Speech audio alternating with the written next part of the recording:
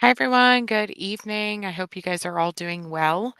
This has been a crazy day. I don't know. I guess we've been reading for the last couple days about Bryan Kohberger was going to be pleading guilty. There's been a lot of back and forth about whether or not this should have happened. Um, I do want to watch it with you guys, though. This is a case that we did cover pretty in depth whenever it very first happened. And then I kind of backed off whenever all of the craziness started in the drama and the conspiracy theories and things of that nature. Um, but I was gonna planning on watching the trial whenever it came, and I do want to take a look at this with you guys because I'm honestly shocked. I never thought that he was going to plead guilty to these crimes. I honestly thought that he felt like he was smarter than absolutely everyone and that he was going to get away with it. I honestly look for him to try to I look for him to try to get more famous off of this, if that makes sense. Look for that notoriety. Maybe even, try to do a book or whatever. It's very odd to me that his teacher like immediately came out and basically said that she intends to interview him once everything's all said and done because she studies serial killers and things of that nature. And is that what he wanted? Did he want to be recognized? Or is this like not even that? Right? Maybe he just was fixated and infatuated and obsessed with one person, and then the other 3, were collateral damage. It's crazy. Hi, Ringo. Hi, Seal. Yeah, I seen you. I seen you, Seal. I was, like, 2 minutes late to my own live stream because I flipped over and was looking at that. Um but yeah, I don't know.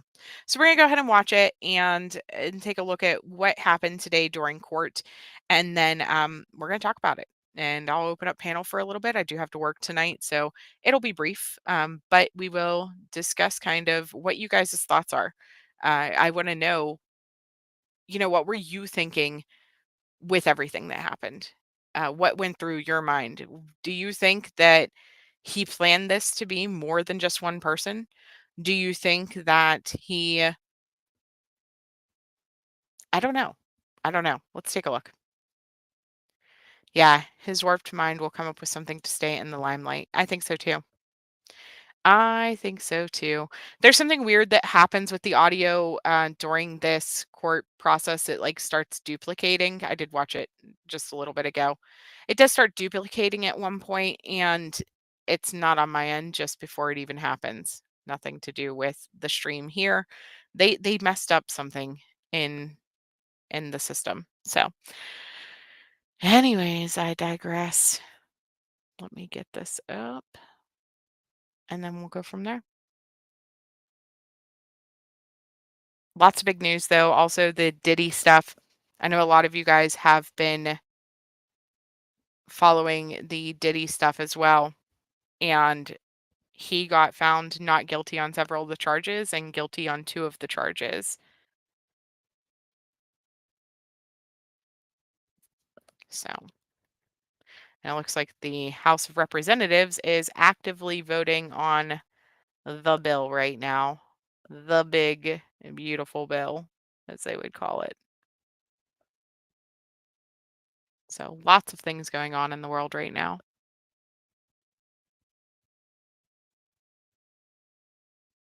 Let me just pull up this whole screen for you guys. Oh, I did not share the audio.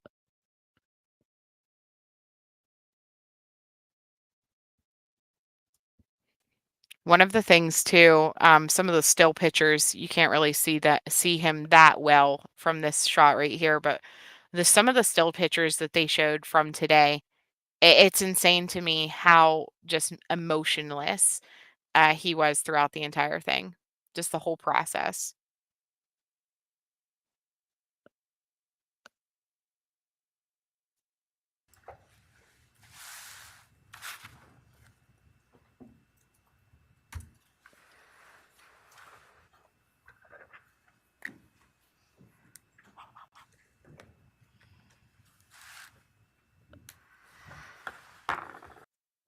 To get work done, not only in this case, but in other cases where defendants are Let me actually switch to the other clip because I think the other clip is slightly shorter and it goes straight to kind of what's happening.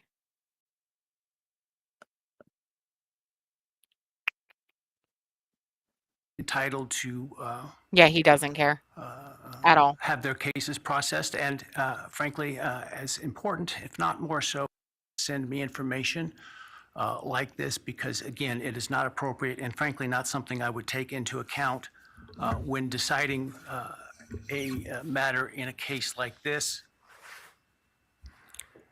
I also want people to understand some very basic concepts about the ideas of separation of powers and what the court's duties are and what the duties and the rights of the executive, or in this case, the prosecuting attorney, is. The executive, the elected prosecutor, is the sole authority in deciding what charges to pursue, including whether, as well as what penalties to ask for, and what penalties to pursue, including the death penalty. This court cannot require the prosecutor to seek the death penalty, nor would it be appropriate for this court to attempt to do that. This court, in considering a plea agreement, if it were to reject this plea agreement, cannot force the state to seek the death penalty. And so the only reason that the judge is going through that and talking about that is because some of the family members, not all of them, it's important to note that some of the family members are okay with this and kind of wanted this process to stop. They are okay with him taking the plea deal. They're okay with him saying that that he doesn't get appeals and they won't have to go through this for literally the rest of their life. If he were to take the guilt, or if he would plead not guilty and this go through the court process and they sentenced him to death, this would be something that literally ends up in appeals and things like that nonstop for probably the next 20 to 30 years. Um, and that's not something that every family wants to sign up for. And I get that. I know that if this were me, knowing the amount of time that it actually takes them to go through with the death penalty. The amount of time that in appeals and criminal rights and things like that that they have to go through, I probably would want the deal as well. Just from my standpoint, if this was my family members, I think that prison justice and the things that he will go through in prison, hopefully, I hate to say that, but hopefully, he gets some sort of prison justice. Maybe not murdered himself, but I hope he's miserable. I hope he's not happy. I hope he's never comfortable. And I hope he's unhappy for the rest of his life. And I hope he doesn't get notoriety and fame and all of that stuff that he probably wants off of this. Now, will that actually happen? I don't know. But in a way, it gives you the ability as the family, in my opinion, to move past this monster, this animal who viciously murdered your children, to put him out of your constant thoughts, out of your constant views. It takes the pressures of the court process off of this family. It takes the pressures of this court process off of the surviving victims, off of the roommates, off of the other people who are going to have to testify, off of the Uber Eats driver, off of everybody in those situations. It takes all of that pressure off of them, and they don't have to relive it every single day. Now, will they? Probably. I mean, probably going to relive the fact that their children are not alive every day forever regardless, right? They're going to deal with that reality for the rest of their lives. But at least they won't have to make eye contact and look at this monster day after day, week after week, year after year in court. I mean, look, it's been 3 years and he just now was getting his trials scheduled. And thankfully, there was not going to be any more date delays. But then again, like, we go straight into the appeal process after that. We go straight into all of that. So this way, this monster is locked up. He is behind bars. He will never ever get out. And we don't technically have to look at or talk about him ever again after this. Now, is that going to be what happens? No, because there's going to be people who want to interview him. There's going to be people who want to see his side of the story. Um, people who are fascinated with serial killers, with murderers and things like that, such as most of us. Um, it's gonna be something that we talk about. It's gonna be something that people interview him and want to get that information. It's gonna be something that as soon as those case files are available, people are gonna pour through the evidence. They're gonna look at exactly what the prosecution had. They're going to look through crime scene photos and all of the stuff that has been held by the gag order will all be released once he is sentenced. All of the victims and witnesses and things of that, everybody who was on the scene that day, everybody who has been under a gag order for the last 3 years is going to be able to speak once he is actually sentenced. And we're going to have a lot of information to go through and talk about. That's us as true crime fanatics, right? That's us as people who are following the case, that interest and that level of want to know. But the family doesn't have to do it.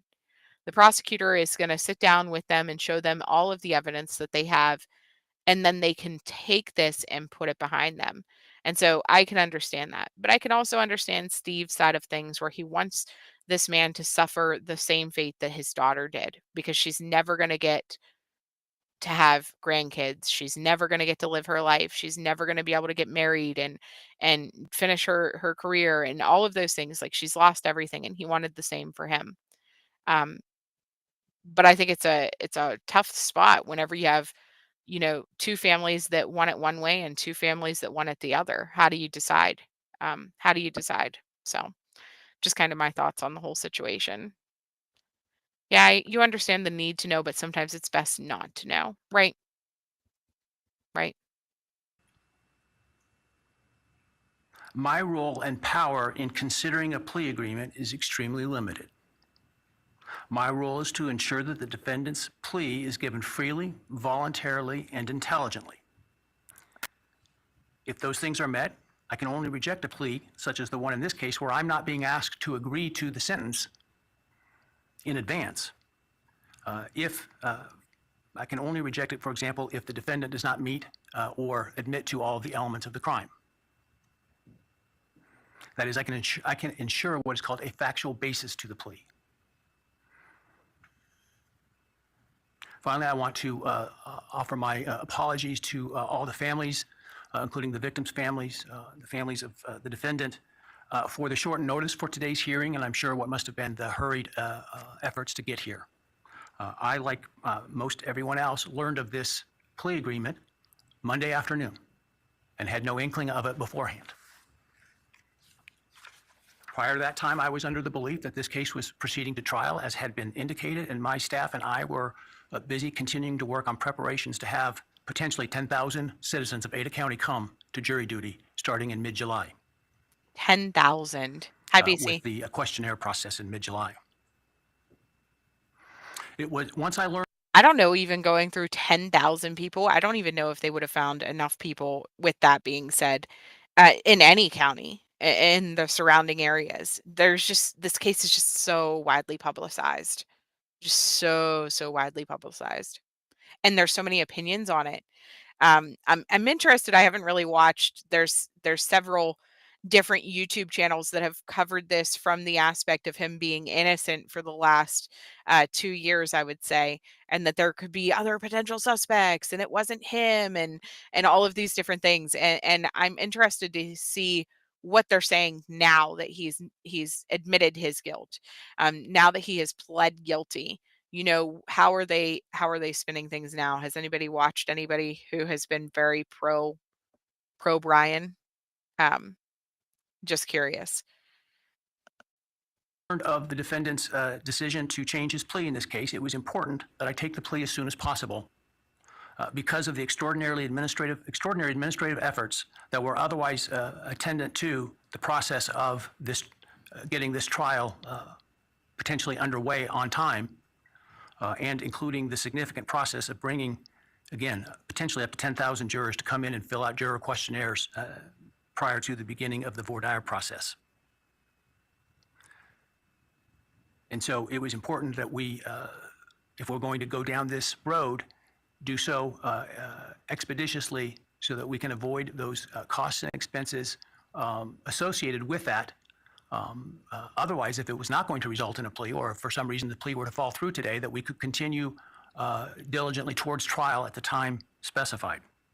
And so that obviously required that we act quickly. And so some folks may have not had the amount of time that we would otherwise allow for them to travel here.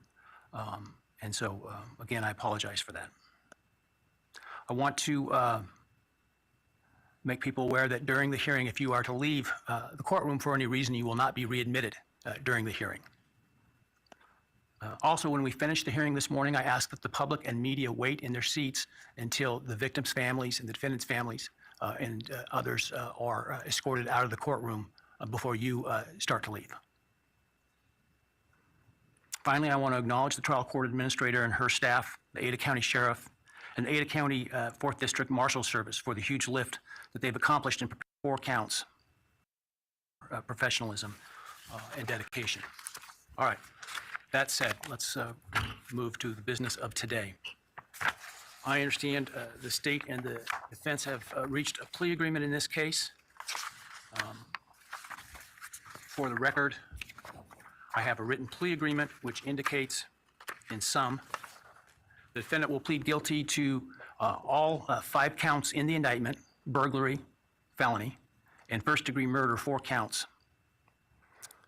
The state and the defendant stipulate, that is, that the defense is not free to argue for a lesser sentence at sentencing, to the following: the defendant on the burglary charge will be sentenced to 10 years fixed, and that the defendant on counts 2 through 5, the 4 counts of first-degree homicide, on each count would receive a fixed life sentence, all 5 of those counts to run consecutive to one another.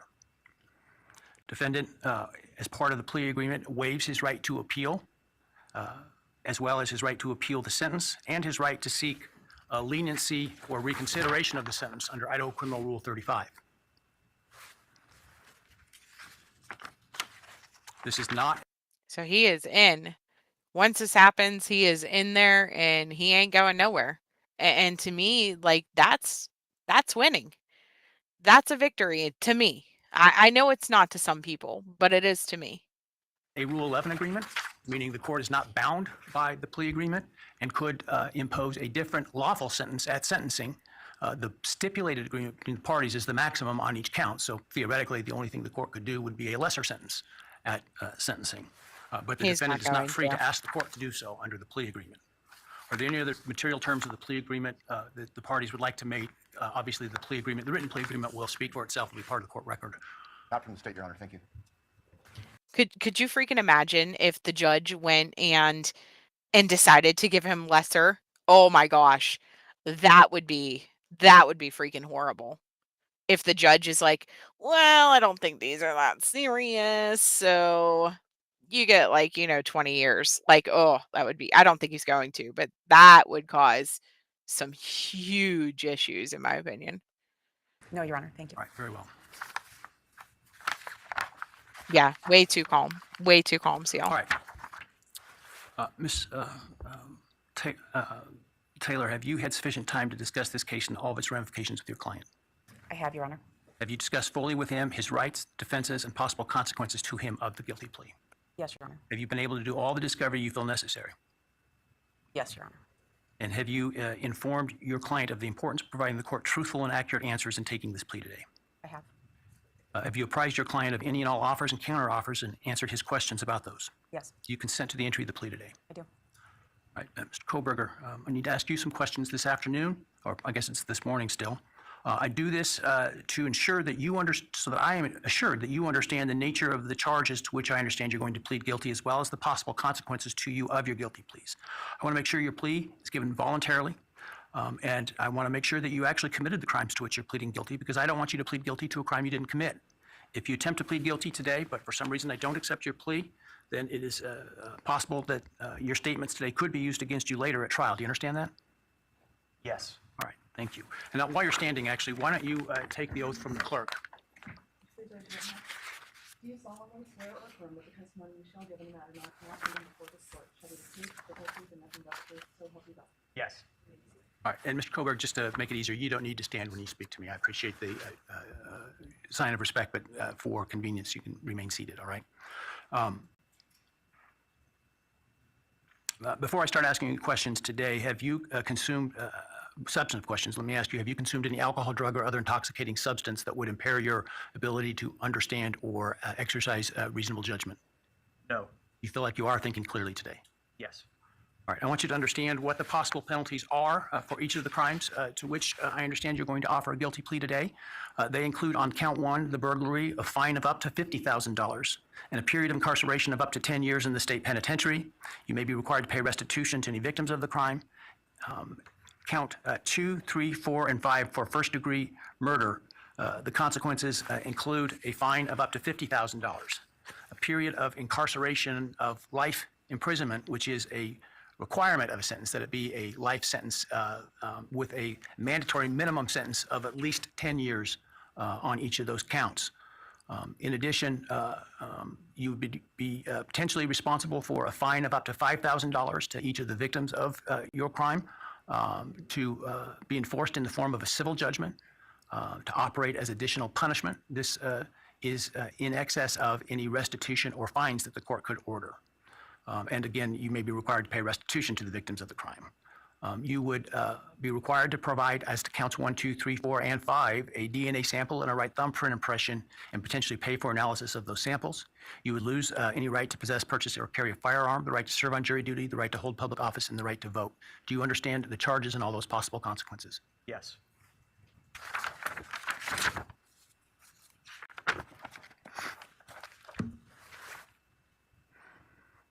You've heard the plea agreement that I talked about today. Do you agree with that plea agreement? Yes. And do you understand the nature of the charges that you've been charged with that I understand you're going to plead guilty today to? Yes. I'm like just so As, robotic. as I indicated, I'm not bound by the plea agreement, but the plea agreement is for the maximum on each count. Do you understand that I'm not bound by the plea agreement? Yes. Has anyone promised you that I would be lenient or easy on you if you pled guilty? No. Has anyone threatened you or anyone close to you to get you to plead guilty? No. Has anyone, other than the state's agreements with respect to the plea agreement, has anyone promised you anything in exchange for your plea agreement? No. Has anyone told you to be untruthful in answering my questions today? No. Has anyone offered you a reward of any kind other than the plea agreement in order to get you to plead guilty today? No. Are you pleading guilty because you are guilty? Yes. And counsel, obviously there have been a number of motions filed to suppress evidence in this case. I'm not gonna lie, like right there, if I was him, I would have probably been so nervous that I probably would have said no there because all the other questions were like no. And so I really would have been like, no. I mean, yes, like I would have messed that up. I can't get over like he's just so robotic. He's just so robotic. That makes it a little bit grainy. I apologize for that, but I'm trying to like zoom it a little bit. There's so many still pictures though out there of the whole shebang as it was going down. Um, it's just I can't get over how do you kill 4 people and then you're just I don't know. No reaction. Nothing. Other than those filed, are there any other motions that you felt were available with respect to Rule 12? No, Your Honor. And Mr. Kohberger, you understand that by entering the guilty plea in this case, you would be giving up your right to appeal any decision this court made, as well as your sentence. Yes.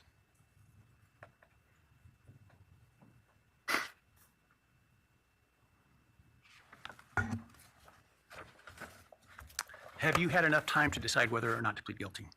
Yes. Are you pleading guilty freely and voluntarily? Yes. Given your choices, do you believe it's in your best interest to plead guilty? Yes. Have you discussed fully the matter of pleading guilty with your attorney, and are you satisfied with the advice you've received? Yes. Has your attorney advised you to your satisfaction about what your rights are, what your defenses may be, and what the possible consequences to you of your guilty plea are? Yes. Has your attorney done everything you've asked them to do? Yes. Are you satisfied with their representation of you? Yes.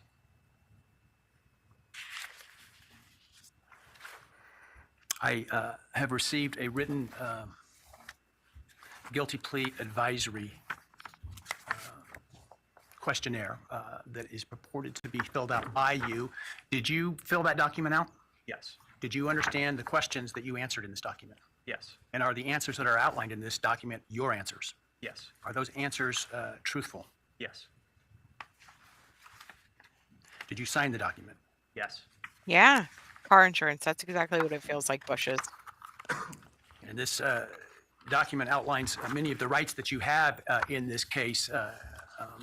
Should you You know how whenever you go to the doctor and they ask you questions like, do you drink? Do you smoke alcohol? Or do you drink? Do you smoke? Do you do drugs? Things like that. Are you now or have you ever been hungry? Are you in an abusive relationship? Like they go down through those questionnaires like at every single doctor's appointment that you go to that has to do with anything. Are you thinking about like suicidal thoughts and blah blah blah? And like you just know to like those stoic verbatim answers because I don't know if any of you guys go to doctor's offices as much as I do apparently, but that's what this feels like to me. Like it's just a casual, oh, this is what I have to say, this is the answers type of moment. And he's just, there's nothing, there's no emotion, there's no and I guess with yes and no questions, like how much emotion could there really be? um But it's just still weird to me. It's just very weird to me. You think he'd rather spend the rest of his life in prison than face the possibility of a guilty verdict in the death penalty. Yeah, maybe.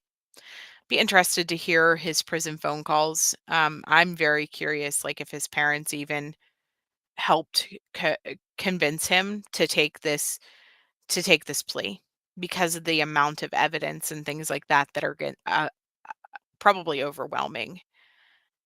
And I know that there's been some controversy about the fact that his parents, with the short notice, were able to schedule the flight and were able to arrive in town before some of the victim families even found out about the plea deal. And so it just makes me wonder if they were involved or if he notified them like, "Hey guys, I'm going to plead guilty because I did this." Again, prison phone calls once they are available. Be interesting to hear. do not plead guilty? Did you understand those rights? Yes. They include a right to a jury trial. Do you understand that? Yes. They include a right to the presumption of innocence. Do you understand that? Yes. You have the right to require the state to prove your guilt as to each element beyond a reasonable doubt. Do you understand that? Yes. They include a right to confront your accusers and cross-examine witnesses presented by the state, including by utilizing the subpoena power of the court to accomplish that. Do you understand that? Yes. You understand you would have a privilege against self-incrimination and a right to remain silent, meaning you would not be compelled to testify if you did not wish to, had you not pled guilty. Yes. You understand you're giving up that privilege and those rights that I've just outlined by pleading guilty. Yes. Yeah. I want you to understand what the state would have had to have proven at trial had you, to the crimes that you're pleading guilty to, had you, if you didn't plead guilty. Let me find the document. Hang on a second here. All right. Same Bushes. Same.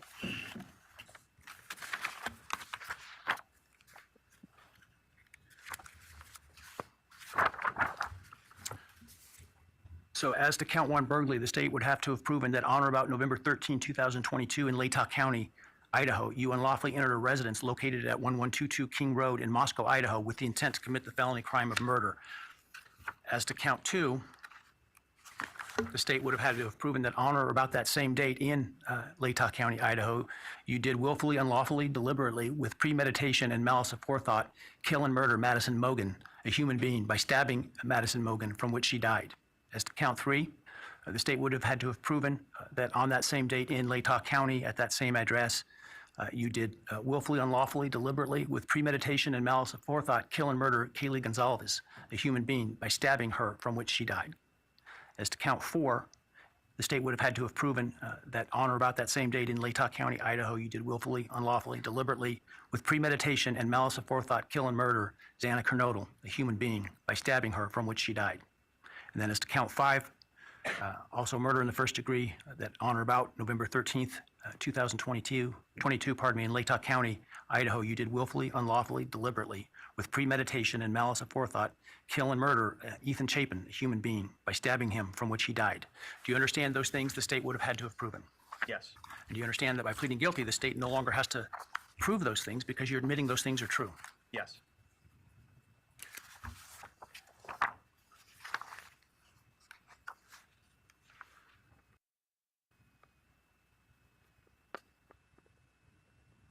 I want to also make, for the record, the defendant has provided with the guilty plea advisory form a document entitled Written Factual Basis that purports to have the defendant's signature dated 1 July 2025. Did you sign that document? Yes. And did you agree with the written factual basis that is included there? Yes.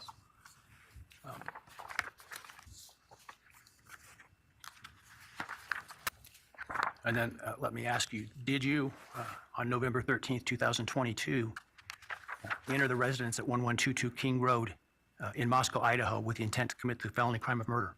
Yes. Did you, on November 13th, 2022, in Latah County, state of Idaho, kill and murder Madison Mogan, a human being? Yes. And did you do that willfully, unlawfully, deliberately, and with premeditation and malice aforethought? Yes. Did you, on or about that same date in Moscow, Idaho, kill and murder Kaylee Gonzalez, a human being? Yes. And did you do that willfully, unlawfully, deliberately, and with premeditation and malice aforethought? Yes. And did you, on that same date in Moscow, Idaho, kill and murder Xana Kernodle, a human being? Yes. And did you do that willfully, unlawfully, deliberately, with premeditation and malice aforethought? Yes. And then on or about November 13th, 2022, again in Latah County, Idaho, did you kill and murder Ethan Chapin, a human being? Yes. Did you do that willfully, unlawfully, deliberately, with premeditation and malice aforethought? Yes. I would ask the state at this time to provide its recitation of its factual basis had this case gone to trial. Thank you, Your Honor. So this part, they do touch on some of the details. Not much, though. They just give like a very broad overview. But one thing that we do learn about this is that I don't think that Ethan and Xana would have been targeted had she not gotten her food around that time or been walking down the hallway for whatever reason.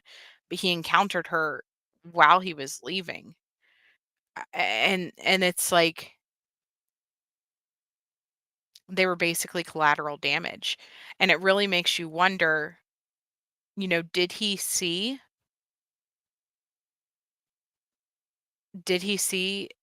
the other surviving roommate whenever she opened her door and saw him? Did he see Dylan? I don't know. You want to know how his sister figured it out? I think it was the car, which I'll talk to you about that shortly here.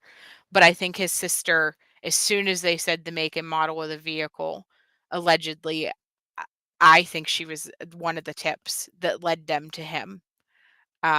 Because I think she knew instantly, as soon as she seen the car, that he could have potentially been involved. Your Honor, the organization of the recitation is different than what I think the court. And honestly, I wonder if he had mentioned one of the girls or if she had seen him talk about one of the girls at some point. Um,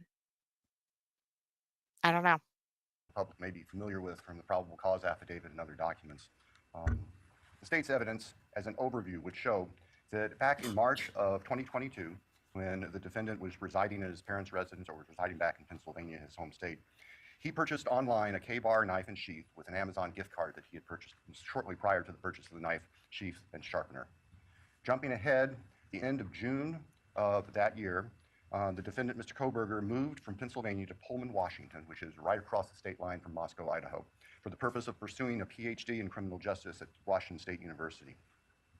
The state's evidence would indicate that beginning July 9th of 2022, Mr. Kohberger's phone began connecting to a cell tower that serves the area of the 1122 King Road residence in Moscow, Idaho.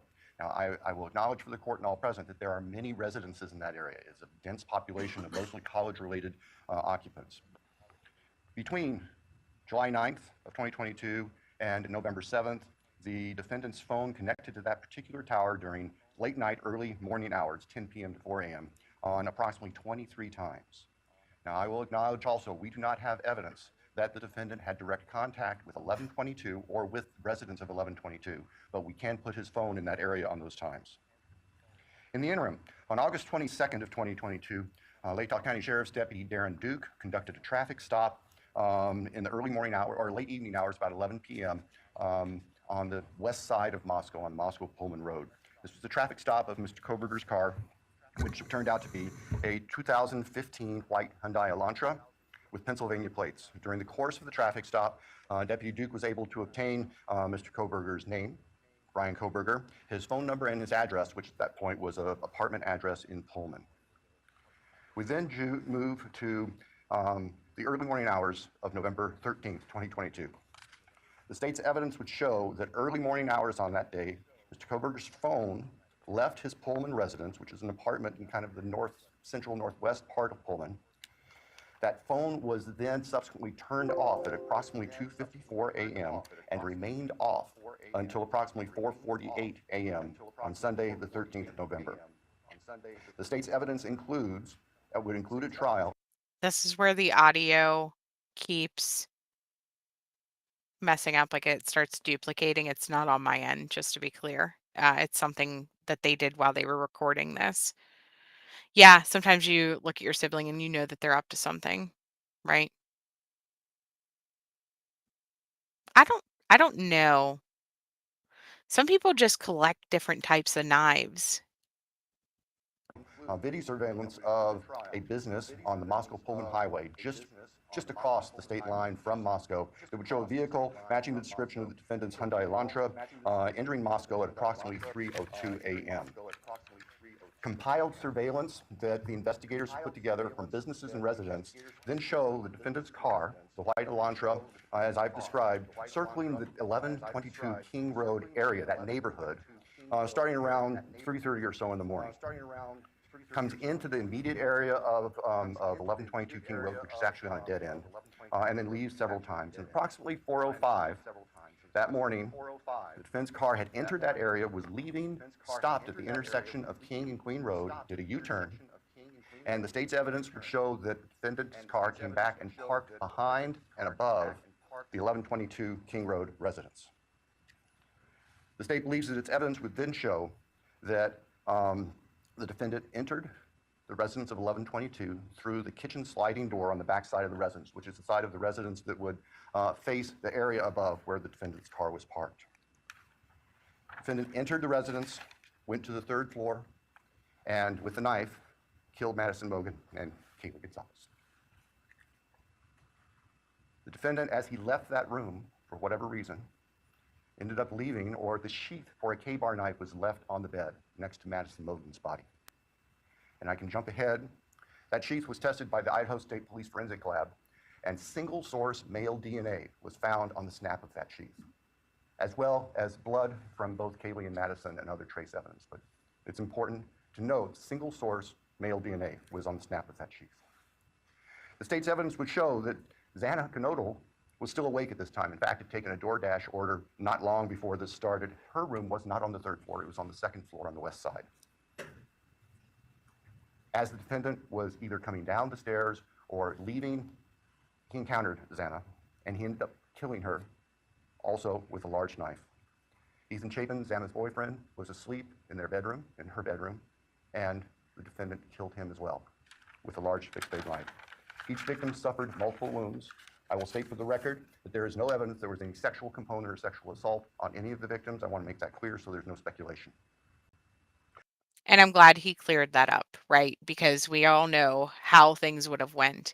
Um, it makes you wonder though, like, so he encounters her in the stairwell, in the hallway, wherever, as he's leaving, presumably. And then she what? Did she try to run back the hall, back to go get Ethan? Did she yell for Ethan so he knew that he was back there? You know, what happened that led to him going back to Ethan, who was asleep, and unaliving him also? And then again, as he's leaving, there's been people speculating that maybe he had already taken off his kill clothes and like sat down in the chair to take his take his oversuit off or whatever that was protecting him from getting blood splatter. Maybe that's why he didn't kill Dylan. Or maybe I personally think that his adrenaline was probably so high at this point that as he walked past, he probably didn't even realize that she was standing there. Like, I personally think that it was an adrenaline situation that led to her staying alive. It's crazy. Absolutely crazy. There were 2 other roommates in the house, and they were already asleep. During the course of this, one of those roommates awoke, looked out her door not knowing what was going on, and saw the defendant, who was dressed in black with black balaclava on, holding some sort of container in his hand. And she saw him leave the house through the direction of the kitchen where that sliding door is that I mentioned before. Like, At approximately what kind of container? What was he carrying out of the room? What did he have? Could it, like I said, did he take off like his overclothes that were covered in blood probably so that it wouldn't get in his car? And was carrying it like in a bag, or what type of container? Like my brain wants to know that. I want to know that detail. 4:20 that morning, so this would have been 15 minutes or so later, defendant's car is seen on a surveillance camera for 1112 King Road, which is immediately next door to the west of 1122, leaving the area at a high rate of speed. And if the court were to see that, or anybody in this courtroom were to see that, you can see the car almost loses control as it makes the corner, heads north, and then turns to go south on Walinta, which is one of the only ways to get out of that part of town. The evidence would show that following that, the defendant in his Elantra drove south of Moscow. We know that he drove on the back roads because there are surveillance cameras on the main highways, Highway 95, that would have picked up the defendant's car if he'd gone that route. And they did not show the defendant's car on that route during the time. So we know that he went through a variety of back roads in a very rural, isolated part of Latah County. About 4:48 that morning, the defendant's phone comes back on. And the evidence will show that that phone was located south of Moscow, likely at a side road intersection with Highway 95. From there, the defendant's phone activity tracks it heading back north towards Pullman, Washington, where the defendant lived. About 5:26, starting approximately 5:26, various surveillance cameras in Pullman, Washington pick up the defendant's vehicle as he enters Pullman from the south and heads north and slightly west towards his apartment, where he arrives at approximately 5:30 in the morning. Later that morning, Sunday, the 13th of November of 2022, Mr. Kohberger's phone returned to the area of King Road. We don't know exactly what he did, but it returned to that area. It's about 9 o'clock in the morning. He was there for about 10 minutes and then returned to his Pullman residence. About 9:30, the state's evidence will show, evidence taken from the defendant's phone, that he took a selfie of himself on his phone in what appears to be the bathroom of his Pullman apartment with a thumbs up. The defendant's phone then went to the Lewis and Clarkston Valley, approximately. That photo is so eerie whenever you realize that he took it the morning after he killed them. Just a selfie with the thumbs up. Like, that's like, hey, I finally did it. Yay me. 30 miles south of Moscow and Pullman. And the defendant is actually seen with his car at various businesses down there. This area is the confluence of the Clearwater River and the Snake River. Lewiston is Idaho's seaport. Large bodies of moving water down there. In addition to tracing the defendant's activities, as I've just outlined, on the 13th and leading up to the 13th, the state's evidence will show that following Sunday, November 13th, 2022, business records show that the defendant began searching for a K-bar knife and a K-bar knife sheath, as the state believes, to replace the one that was left at the scene of the murders. The evidence also will suggest that there were at least attempts by the defendant to delete or alter his purchase history on Amazon, where all these transactions had occurred. Later that week, the state's evidence will show that Mr. Kohberger went to what we would call DMV, motor vehicle licensing here in Idaho, in Pullman, to change his car registration from Pennsylvania to Washington. That's of note because Pennsylvania cars do not require a front license plate. The vehicle seen on the surveillance cameras of the defendant's car showed it didn't have a front license plate on it. At the time of the traffic stop by Deputy Duke in August, it was Pennsylvania plate, no front license plate.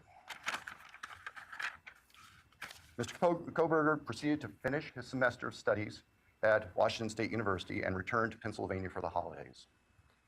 Law enforcement at this point were aware of Mr. Kohberger, had been accessing information about him, were trying to find him. They located him in Pennsylvania, and they conducted what's called a trash pull.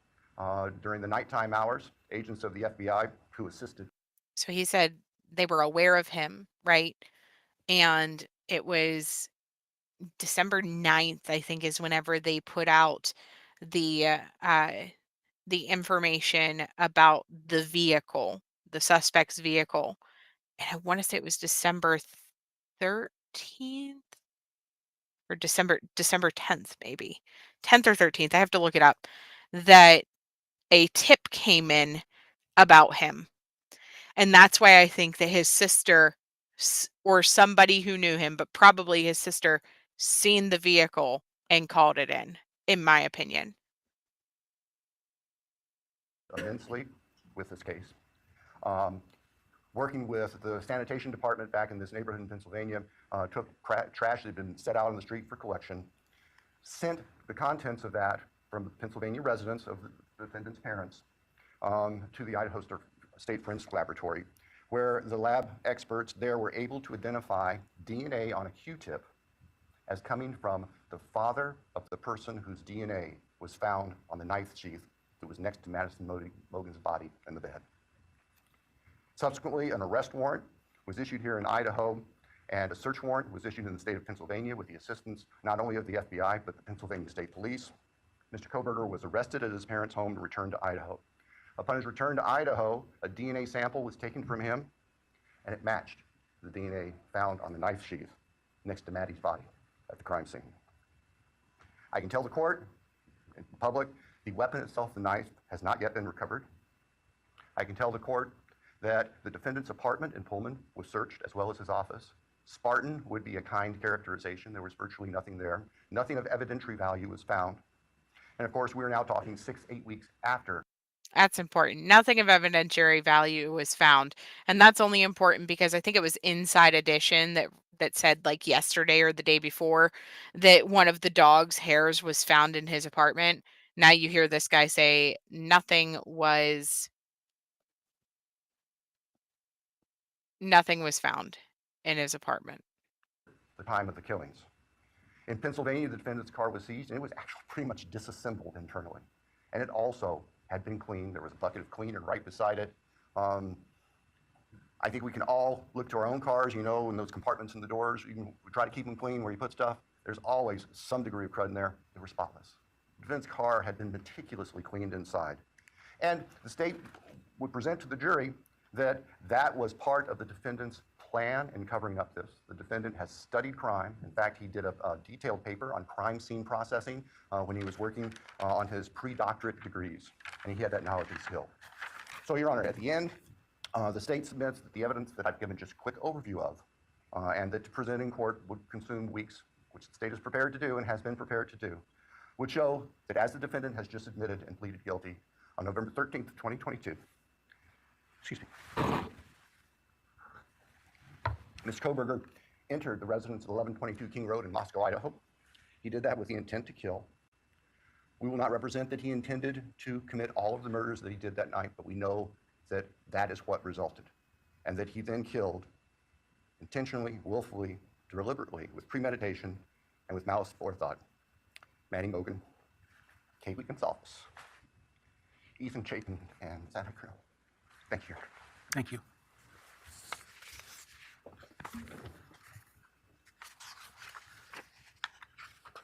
All right, based on the state's proffer and importantly based upon defendant's explicit admission to committing these crimes, the court finds there is a factual basis. Therefore, with respect to count 1, burglary, felony, how do you plead, Mr. Kohberger, guilty or not guilty? Guilty. As to count 2, murder in the first degree as it relates to the murder of Madison Mogan, how do you plead, guilty or not guilty? Guilty. As to count 3, as it relates to murder in the first degree for the murder of Kaylee Gonzalez, how do you plead, guilty or not guilty? Guilty. As to count 4, the first degree murder of Xana Kernodle, a human being, how do you plead, guilty or not guilty? Guilty. As to count 5, the first degree murder of Ethan Chapin, a human being, how do you plead, guilty or not guilty? Guilty. Right. court will find that the defendant understands the nature of the charges and each offense and the possible consequences to him of his guilty plea. The court finds that there is a factual basis for the plea and that finds the defendant believes the plea to be in his best interest. I find that the plea was given freely, voluntarily, and was intelligently made. I accept the plea. I direct that it be entered. I'll continue the matter for sentencing in this case. I think it was mentioned on the call Monday afternoon, the defense wishes to waive a pretrial investigation. Is that accurate? Yes, Your Honor. The state also? Yes, Your Honor, the state does not believe pre-sentence investigation is needed, given the evidence that is available. We want to, though, make sure that all of the victims have the opportunity to make statements to the court at sentencing. Absolutely. And certainly both the state and the defense may present whatever sentencing memorandum and other documents you wish me to consider. The victims will be given an opportunity to provide the statements that they wish to at sentencing. Do we need more than one full day for sentencing? I do not believe so, Your Honor. Obviously, we have numerous victims, and we have victims who share unique perspectives on this, and we want to make sure that they all have time to express their feelings to the court. But I believe that if we can start perhaps 8:30 or so in the morning, that we should be able to complete it all in one day. Defense agree with that in terms of the time frame? Yes, Your Honor. All right. So as it happens, we have some time reserved in this case in July and August. The week of July 22nd is available. I don't know if that's too soon for the parties, or the next week, the week of August 4, is available. Any preference? Your Honor, we're prepared as soon as the court wants to schedule it. The state, I believe, would be prepared on the 22nd. We've told the victims' families that we're looking at approximately those dates. All right. So It's the Zoom thing, Bushes. So now they're just going to settle the fact that they're going to be at the court on the 22nd. Or around those dates, I guess I should say. Yeah. You're sure his family's all of their lives have been changed forever. Absolutely. According to Dateline, though, it was his sister who said, let's see, that was back.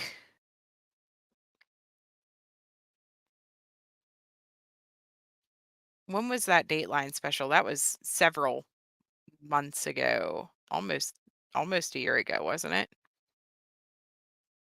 But according to Dateline, they said that his sister was who was suspicious of him, and that she had went to his parents about the fact that he had the same type of car, he lived right up the road, and that he had been acting weird, essentially, is just about what they said.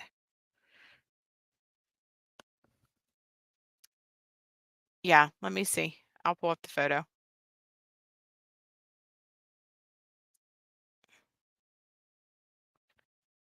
This is the picture that he took right after he killed them that morning. This is what he looked like. That's the selfie that he took. And all of this information, for whatever reason, was being leaked to these channels, to these different TV shows, Dateline and Law and Crime and stuff like that. And I honestly think that that plays a part in why the plea deals were going out too, in my opinion.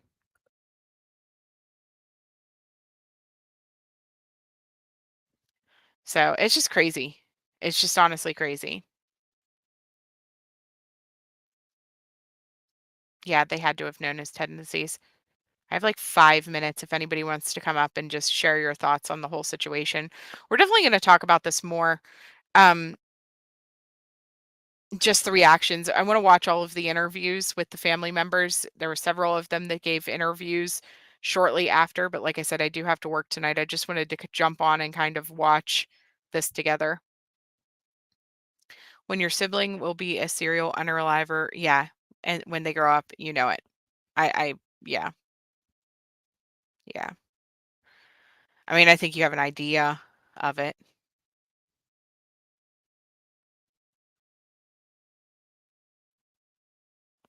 Here's him today.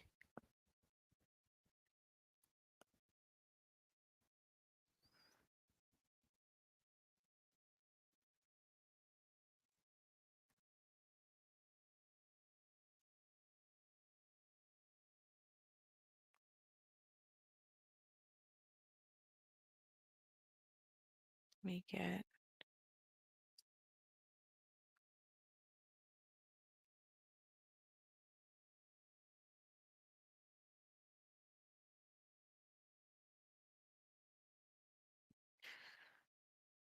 Yeah, he is. He's cold and dark.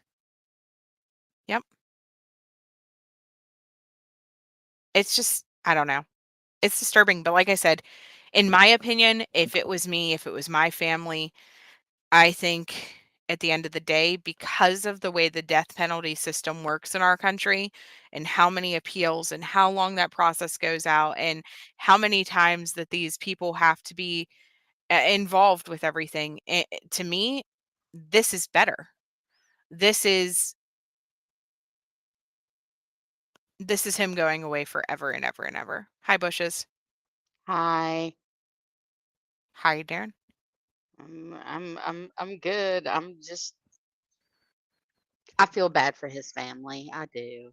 I feel For bad for his all of family? them. Yeah, for all of them. Yeah, I mean, I'm not saying that I don't feel bad for the victims' families. right. I do. Everybody has been profoundly touched by all of Mhm. this, except apparently for him. And I feel really bad for his parents, because he was a weird kid. He had the drug abuse problems. He had to go to rehab and right out of high school. Then he went to Mhm. college, and it seemed like he was getting his crap together. I mean, there was hope. There was a glimmer of hope. He followed his sister into, doing the mental health and all that, and he was taking the classes and then this. Mhm. Yeah. And I don't think that this is a situation where this isn't Brian Laundrie, right? I feel like Brian Laundrie's family tried to cover up stuff for him and they wanted to hide him away from everything that happened and they were going to try to get him a lawyer and all the things and I don't think that's necessarily the case with his family. I think there might have been No, suspicions there, but I don't think in any way that they were trying to aid and abet the situation. Like his mom had no. been posting on Facebook for quite some time about him being happy that he was coming home for Christmas and stuff like that. Like, it was a pre-planned trip. It's not like his daddy went out there to rescue him, because of what was going on. Now, Right.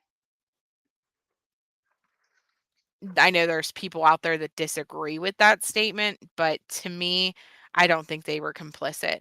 And if anything, like I said, I'm interested to hear the jailhouse calls simply for the fact that I am curious if his mom and dad helped push him to do this or if it's something that he decided to do on his own. Because as a parent, no matter what your kid does, you don't want them to die, right? Yeah. And so I feel like his Most of the time mom. that's the case. Right. Yeah, I'm thinking, yeah, his mom was probably on her hands and knees begging for him to take the plea, Mhm. especially if she thought he did it. Right. Right. Yeah, I don't think his past had anything to do with his desire to kill either Seal. Like this isn't a situation where he grew up in an abusive home and like, witnessed like some horrible crime or you know what I mean? This is just who he is as a person. Yeah, And that almost makes it his scarier. Like family this is is a they're genuine nice people. sociopath. Mhm. The family, they're nice people. His dad is nice. His mom is nice. His sisters are nice. They're nice people. Mhm. I wonder too, like how much this had to do with like his fascination of murderers. I 100% believe, especially knowing that this selfie, there was a lot of speculation that this selfie was right after the murders. Whenever it first came out, like, was this actually him doing this happy thumbs up selfie? Was that really actually right after the murders?